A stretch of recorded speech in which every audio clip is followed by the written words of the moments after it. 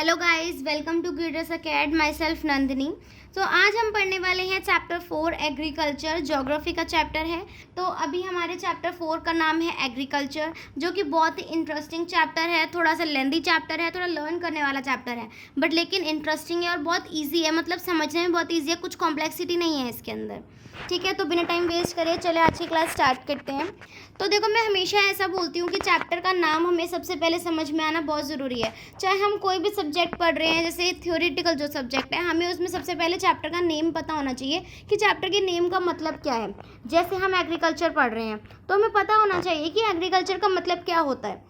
तो अब एग्रीकल्चर के बारे में पहले थोड़ा सा पढ़ते हैं कि एग्रीकल्चर क्या होता है। हमारी जो इंडिया है वो क्या है, एक एग्रीकल्चरली इम्पॉर्टेंट कंट्री है। मतलब कि हमारी कंट्री में ज़्यादा से ज़्यादा एग्रीकल्चर होता है, सबसे ज़्यादा एग्रीकल्चर हमारी कंट्री में होता है। ठीक है, जो हमारी कंट्री की, आप ये मान लो, जो हमारी कंट्री की 2/3 पॉपुलेशन है वो एग्रीकल्चर एक्टिविटीज़ में बिजी है, एग्रीकल्चर एक्टिविटीज़ में एंगेज्ड है।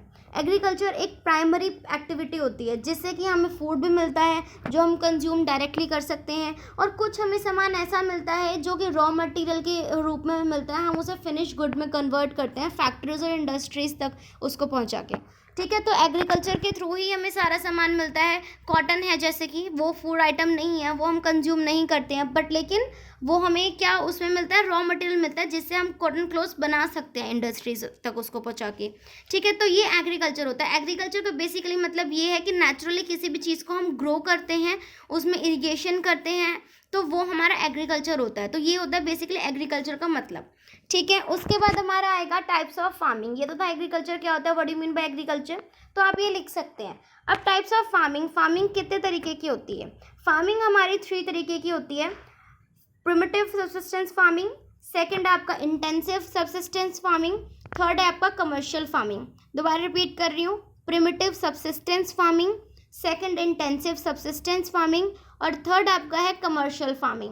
हम अब जिस भी बारे में बात करेंगे, चाहे हम किसी फार्मिंग के बारे में बात कर रहे हैं, चाहे हम किसी फूड क्रॉप के बारे में बात कर रहे हैं, या फिर हम फाइबर क्रॉप के बारे में बात करेंगे आगे, हम जिस भी चीज़ के बारे में बात करेंगे हम सिर्फ पॉइंट्स में ही बात करेंगे। हमें पैराग्राफ नहीं लिखना है, क्योंकि पॉइंट्स के ही मार्क्स मिलते हैं। CBSE में पॉइंट्स के अकॉर्डिंग ही आपको मार्क्स मिलते हैं, आपको पैराग्राफ में मार्क्स नहीं मिलते हैं। ठीक है, तो हम शुरू से ही जो भी पढ़ेंगे हम उसको पैराग्राफ्स में नहीं, पॉइंट्स में पढ़ेंगे। ठीक है, तो सबसे पहले शुरू करते हैं। सबसे पहले आपका है subsistence farming, primitive subsistence farming. तो पहला पॉइंट उसका देखिए, ये जो फार्मिंग है ये हम स्मॉल पैचेस ऑफ लैंड में प्रोड्यूस करते हैं। मतलब कि ये जो फार्मिंग होती है, प्रिमिटिव सबसिस्टेंस फार्मिंग, ये स्मॉल लैंड्स में प्रैक्टिस की जाती है प्रिमिटिव टूल्स की हेल्प से। जैसे कि फार्मिंग, जैसे कि डिगिंग स्टिक्स होती हैं, ये जो टूल्स होते हैं ना, इनकी हेल्प से हम प्रिमिटिव सबसिस्टेंस फार्मिंग करते हैं। ये वाली जो फार्मिंग होती है ये मॉनसून के ऊपर डिपेंड करती है, क्योंकि जो natural fertility of the soil है ये बहुत ज़रूरी है इस वाली फार्मिंग के लिए। ठीक है, और सूटेबिलिटी, मतलब कि जो हमारी इन्वायरमेंट की कंडीशंस हैं, मतलब पर्टिकुलर ऐसी कंडीशंस हैं कि जो, मतलब आप ये कह सकते हो कि यही कंडीशंस होनी चाहिए जिसमें ये वाली फार्मिंग हो सकती है। तो हमें 2 चीज़ें चाहिए, एक तो मॉनसून, मतलब क्योंकि नेचुरल फर्टिलिटी होनी चाहिए, सॉइल की बारिश वगैरह होनी चाहिए। दूसरा ये है कि इन्वायरमेंटल कंडीशन सूटेबल होनी चाहिए कि जिससे क्रॉप ग्रो हो सके। ठीक है, तो 2 पॉइंट्स हो गए प्रिमिटिव सबसिस्टेंस के। थर्ड है ये कि it is a slash and burn agriculture.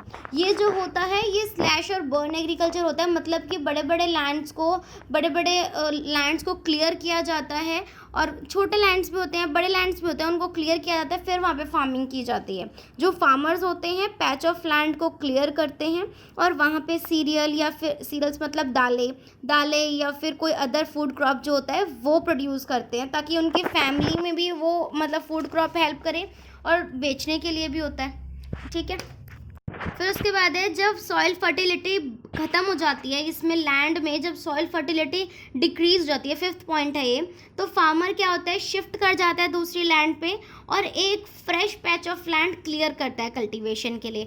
और जो लैंड जब खाली हो जाती है, मतलब कि जब उस लैंड की सॉइल फर्टिलिटी ख़त्म हो गई, तो हमने उस लैंड को छोड़ दिया, हमने उस पर काम नहीं किया और हम दूसरी पे शिफ्ट हो गए, हमने दूसरी लैंड को क्लियर किया और उस पर कल्टीवेशन स्टार्ट कर दी।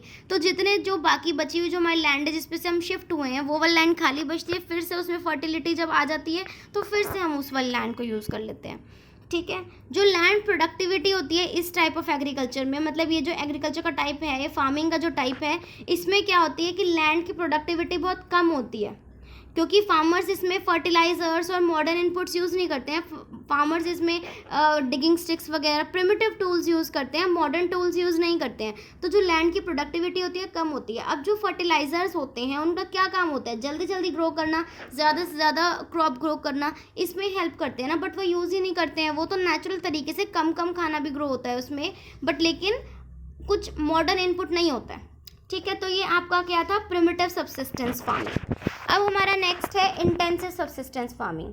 इंटेंसिव सबसिस्टेंस फार्मिंग क्या होती है, ये जो फार्मिंग होती है ना, ये कहाँ पे प्रैक्टिस की जाती है, जहाँ पे बहुत ज़्यादा हाई पॉपुलेशन होती है और लैंड के ऊपर प्रेशर होता है। मतलब कि लैंड के ऊपर प्रेशर है कि हमें इतना खाना ग्रो करना है, क्योंकि हमारे पास पॉपुलेशन बहुत ज़्यादा है, इंसान या लोग ज़्यादा हैं, तो वहाँ पे क्या होगा, फूड की डिमांड भी ज़्यादा होगी। तो उससे क्या होता है, प्रेशर क्रिएट होता है लैंड पे कि ज़्यादा से ज़्यादा हमें इस लैंड से ग्रो करना है। ठीक है, तो ये वाली फार्मिंग वहाँ पे की जाती है जहाँ पे पॉपुलेशन हाई होती है और प्रेशर ऑन लैंड होता है।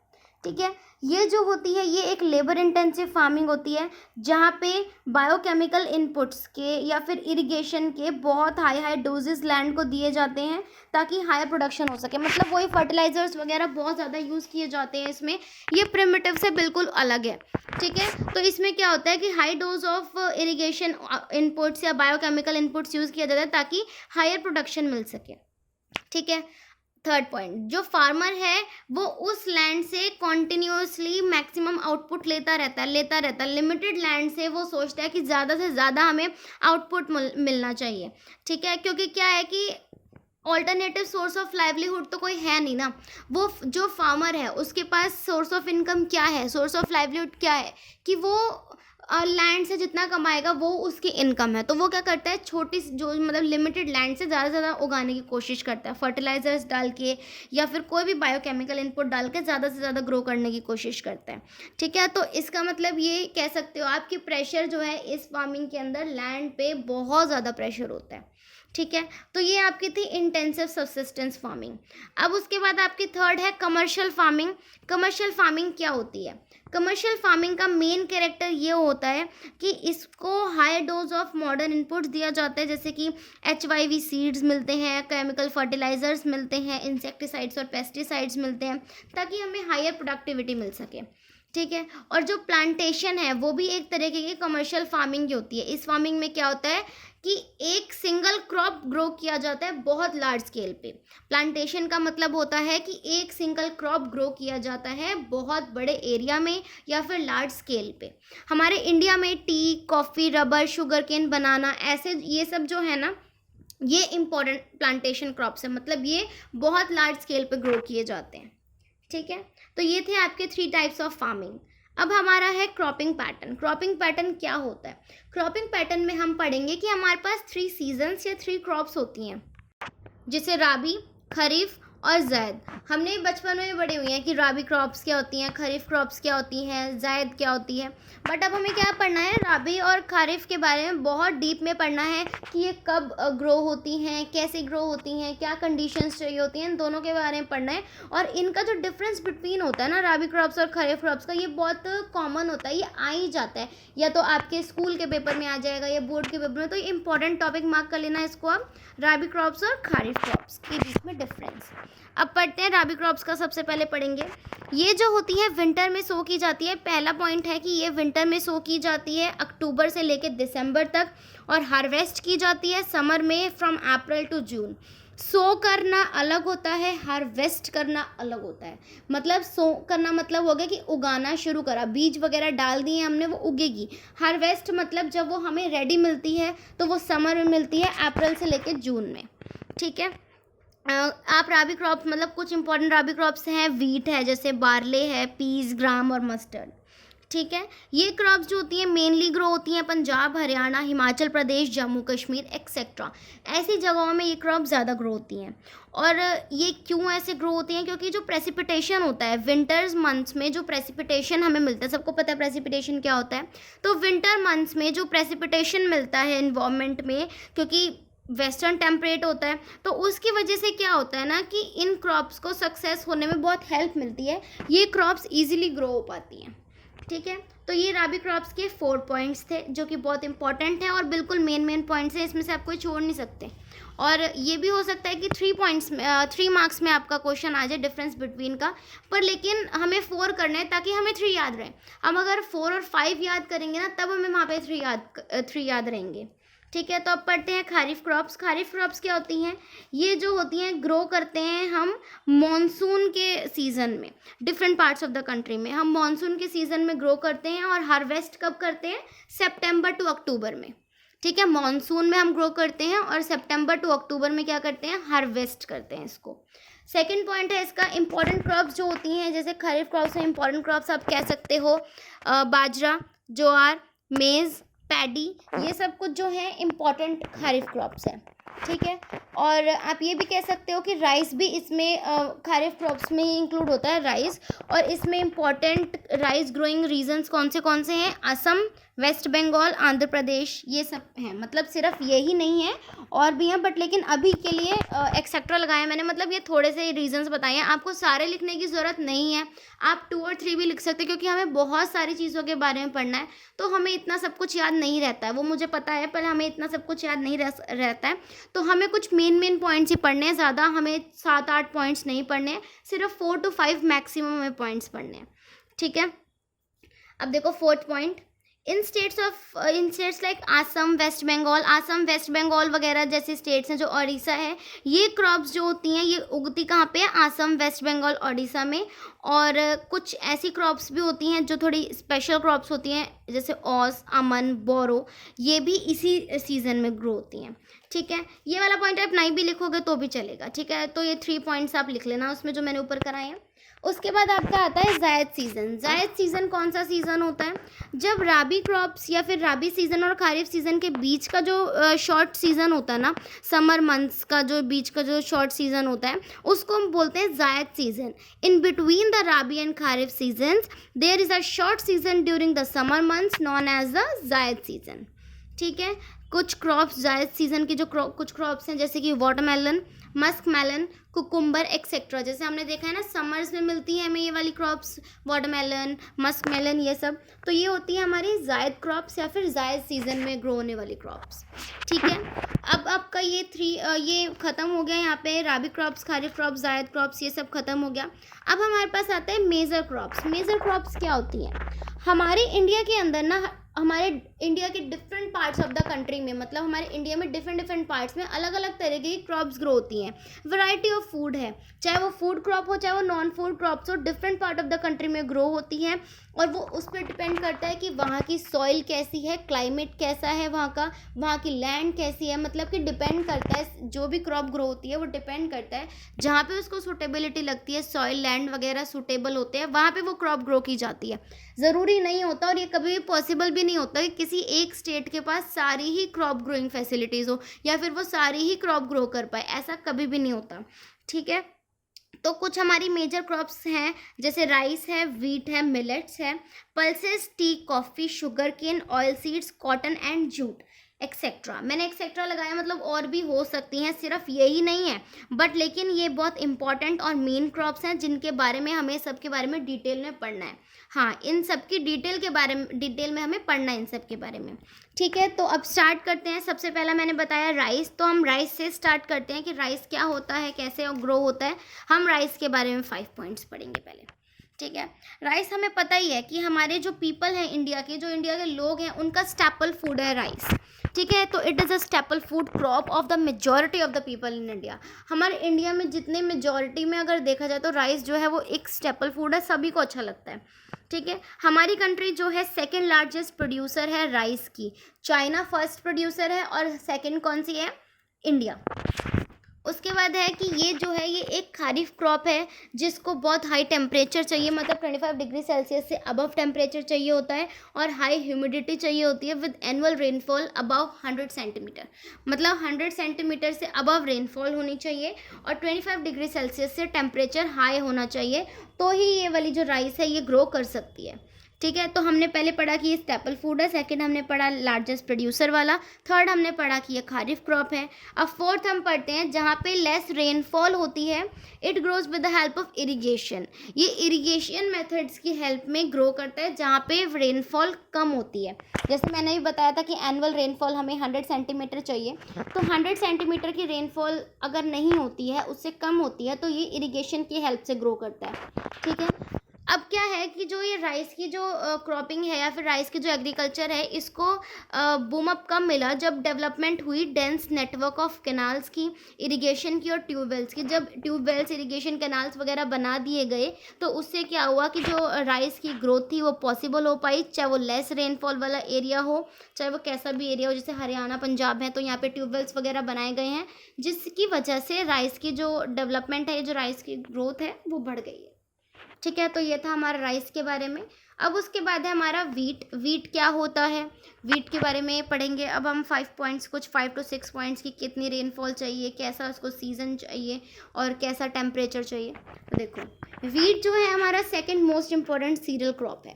सीरियल क्रॉप का मतलब ये होता है कि दाने वाले जो भी क्रॉप्स होते हैं, जैसे दाल हो गई, चावल हो गए और वीट हो गया, गेहूँ हो गया। ठीक है। तो ये हमारा second most important cereal crop है। ये जो है मेन फूड क्रॉप है नॉर्थ और north western part of the country का। नॉर्थ और नॉर्थ वेस्टर्न पार्ट जो है कंट्री का, ये उनका मेन फूड है। जो वीट होता है, वीट क्या होता है, गेहूँ, उससे क्या बनता है, आटा। तो आटा तो मेन है ना नॉर्थ या north western part of the country के लिए। ठीक है। ये एक राबी क्रॉप है जिसको कूल ग्रोइंग सीजन चाहिए और एक ब्राइट सनशाइन चाहिए। जब ये पक जाता है अच्छे से, जब पकने के लिए इसको एक ब्राइट सनशाइन चाहिए और कूल ग्रोइंग सीजन चाहिए। इसमें it requires 50 to 75 centimetre of annual rainfall. मतलब 50 से 75 सेंटीमीटर्स तक की एनुअल रेनफॉल चाहिए होती है इसको। जैसे ऊपर जो था राइस था, उसको 100 चाहिए होती थी, अब इसको 50 to 75 चाहिए। ठीक है। 2 इम्पॉर्टेंट वीट ग्रोइंग जोन्स हैं हमारी कंट्री में। कौन से हैं, Ganga Sutlej plains in the north west and black soil regions of the Deccan plateau. Deccan का ब्लैक सॉइल रीजन और Ganga Sutlej plains north west में जो है, मतलब ये 2 इम्पॉर्टेंट वीट ग्रोइंग जोन्स हैं जहाँ पे सबसे ज़्यादा वीट ग्रो होता है। ठीक है। तो ये 5 पॉइंट्स है कि सेकंड मोस्ट इम्पॉर्टेंट है, फिर ये मेन फूड है, राबी क्रॉप है, इसको रेनफॉल, ये 5 पॉइंट्स थे आपके। एक और पॉइंट है इसमें कि जो मेजर वीट प्रोड्यूसिंग स्टेट्स हैं वो कौन सी हैं, पंजाब, हरियाणा, उत्तर प्रदेश, मध्य प्रदेश एक्सेट्रा। मतलब ये तो मेन स्टेट्स हैं जहाँ पे होता है, और भी स्टेट्स हैं जहाँ पे प्रोड्यूस होता है वीट, बट लेकिन हमें सिर्फ, मैंने ये बताया, सिर्फ 2 या 3 लिखनी है। इसमें कम से कम आपको 7 to 8 स्टेट्स होंगे। अब आप हर एक के लिए राइस, वीट, ज्वार, बाजरा जो भी हम पढ़ेंगे उसके लिए आप सब कुछ याद नहीं कर सकते ना, तो आप कुछ कॉमन स्टेट्स याद कर लें। ठीक है। अब उसके बाद आते हैं, ये ख़त्म हो गया हमारा। उसके बाद हम आते हैं मिलेट्स। मिलेट्स में क्या क्या आता है, ज्वार, बाजरा और रागी। ये 3 मिलेट्स होते हैं जो कि इंडिया में ग्रो होते हैं। ठीक है। इनमें क्या होता है, बहुत हाई न्यूट्रिशनल वैल्यू होती है इनके पास। ठीक है। मतलब न्यूट्रिशन वगैरह बहुत ज़्यादा होता है इन तीनों के अंदर, ज्वार, बाजरा और रागी के अंदर। ठीक है। तो ज्वार क्या होता है, अब ज्वार के बारे में 2 पॉइंट्स पढ़ेंगे हम, इन तीनों के बारे में 2-2 पॉइंट्स पढ़ेंगे, ज्वार, बाजरा और रागी। हम आप पेपर में 2-2 पॉइंट्स, मतलब पॉइंट्स करके ही लिख के आएंगे, पैराग्राफ नहीं लिखना है इसका। तो ज्वार देखिए, ये आपकी थर्ड मोस्ट इम्पॉर्टेंट क्रॉप है, जो कि एरिया और प्रोडक्शन के हिसाब से अगर देखा जाए, it is the third most important crop with respect to area and production. मतलब एरिया और प्रोडक्शन के हिसाब से अगर देखा जाए तो ये थर्ड मोस्ट इम्पॉर्टेंट क्रॉप है, और ये रेन फेड क्रॉप है। मतलब कि ये मॉइस्ट एरिया में ही ग्रो होती है और इरिगेशन की हेल्प से ग्रो होती है। और दूसरा यह है कि जहाँ पे बारिश होती है वहीं पे ये वाली क्रॉप ग्रो हो सकती है, वरना नहीं हो सकती। ठीक है। उसके बाद बाजरा क्या है, सैंडी सॉइल्स या फिर ब्लैक सॉइल पे ग्रो होता है। सैंडी सॉइल या फिर ब्लैक सॉइल पे ग्रो होता है। और कहाँ कहाँ ग्रो होता है, महाराष्ट्र, उत्तर प्रदेश या फिर राजस्थान जैसी जगहों पे। ठीक है। इन जगहों पे ग्रो होता है बाजरा। उसके बाद है रागी में क्या होता है, आयरन, कैल्शियम और माइक्रोन्यूट्रिएंट्स बहुत ज़्यादा होते हैं। It is very rich in iron, calcium and micronutrients.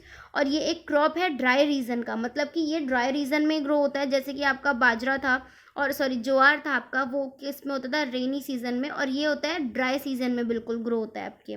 ठीक है। रेड, ब्लैक, सैंडी, लोमी और शेलो ब्लैक सॉइल पे ये ग्रो हो सकता है। ठीक है, it is a crop of dry regions and grow well on red, black, sandy, loamy and shallow black soil. ठीक है, उसके बाद है आपका मेज़। मेज़ क्या होता है? देखो, अभी हमने मिलेट्स पढ़ा, राइस पढ़ा, व्हीट पढ़ा, मिलेट्स पढ़ा, अब हम पढ़ेंगे मेज़। ये क्या होता है? It is a crop which is used both as fodder and food. ये ऐसी क्रॉप है जो खाने के लिए भी यूज़ की जाती है और फॉडर के लिए भी यूज़ की जाती है। फॉडर मतलब चारा, उनके लिए भी यूज़ की जाती है। ये एक खारिफ क्रॉप होती है जिसको टेम्परेचर 21 डिग्री से 27 डिग्री तक का टेम्परेचर चाहिए ग्रो करने के लिए, और ये ओल्ड एलुवियल सॉइल में बहुत अच्छे से ग्रो कर पाते हैं। ठीक है, जैसे बिहार वगैरह है, इन सम स्टेट्स लाइक बिहार, मेज़ जो है वो राबी सीज़न में ग्रो भी होता है, मतलब कि वो राबी सीज़न में भी ग्रो होता है। जो आपका जैसे खारिफ सीज़न, जैसे ये खारिफ क्रॉप है तो ये खारिफ सीज़न में ग्रो होगी, बट बिहार जैसी जगहों में ये राबी सीज़न में भी ग्रो हो जाता है। इसमें क्या होता है? मॉडर्न इनपुट्स यूज़ करते हैं, जैसे HYV सीड्स हो गया, फर्टिलाइजर्स, इरिगेशन। इसकी वजह से क्या होता है कि जो मेज़ की प्रोडक्शन है वो बढ़ जाती है। मेज़ की प्रोडक्शन बढ़ाने के लिए आपको मॉडर्न इनपुट्स का यूज़ करना ही पड़ेगा। और मेज़ क्या, आपको किसी भी चीज़ की प्रोडक्शन बढ़ाने के लिए मॉडर्न इनपुट्स का यूज़ करना ही पड़ता है। ठीक है, अब मेजर मेज़ प्रोड्यूसिंग स्टेट्स कौन सी हैं? कर्नाटका, मध्य प्रदेश, उत्तर प्रदेश, बिहार एक्सेट्रा। इसमें से आप क्या करना, जैसे इसमें काफ़ी सारी चीज़ें हैं और उनकी ये है ना मेजर प्रोड्यूसिंग स्टेट्स वगैरह, इसमें मध्य प्रदेश और उत्तर प्रदेश तो सब में कॉमन आ ही रहा है, मध्य प्रदेश, उत्तर प्रदेश। तो अगर कुछ ना सूझ रहा हो ना तो ये तो लिखिए आना कि मेजर मेज़ प्रोड्यूसिंग स्टेट्स कौन सी होती है, फिर कोई भी चीज़ की प्रोड्यूसिंग स्टेट उत्तर प्रदेश और मध्य प्रदेश, ये तो सब में आ ही रहा है। ठीक है, अब हम पढ़ते हैं पल्सेस के बारे में। पल्सेस क्या होती हैं? India largest producer of pulses है, या फिर कंज्यूमर ऑफ पल्सेस भी कह सकते हो। प्रोड्यूसर भी है और कंज्यूमर भी है पल्सेस का। पूरे वर्ल्ड में इंडिया सबसे ज़्यादा कंज्यूमर और सबसे ज़्यादा प्रोड्यूसर है पल्सेस का। पल्सेस मतलब दालें। ठीक है, क्योंकि ये जो होता है ना मेजर सोर्स ऑफ प्रोटीन है। जो लोग वेजिटेरियन हैं, नॉन वेजिटेरियंस भी खा लेते हैं, और जो वेजिटेरियंस हैं उनके लिए मेजर सोर्स ऑफ प्रोटीन है वेजिटेरियन डाइट के अंदर, तो लोग इसको ज़्यादा से ज़्यादा कंज्यूम करते हैं। कौन सी पल्सेस हमारे इंडिया में ग्रो होती हैं? अरहर, जिसको हम तुर भी बोलते हैं, TUR, उड़द, मूंग, मसर, पीज एंड ग्राम, ये सब हमारे इंडिया में ग्रो होती हैं। ठीक है, पल्सेस को क्या चाहिए होता है? मॉइस्चर कम से कम चाहिए होता है, मतलब वो कम मॉइस्चर में भी ग्रो हो जाती हैं और वो ड्राई कंडीशन में सर्वाइव भी कर जाती हैं, ख़राब नहीं होती हैं, जल्दी से वो सर्वाइव कर जाती हैं।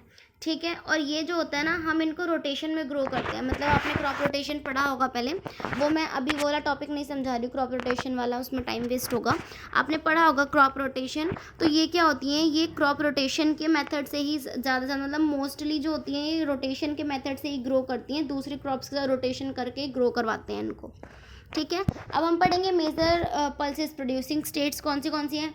मध्य प्रदेश, उत्तर प्रदेश, राजस्थान, महाराष्ट्र एक्सेट्रा। देखा यहाँ पे भी मध्य प्रदेश और उत्तर प्रदेश आ रहा है, तो आपको एक कॉमन चीज़ पता चल गई कि हमें मध्य प्रदेश और उत्तर प्रदेश तो लिख ही आना है, कोई पॉइंट ना मिले, हमें ये तो लिख के ही आना है।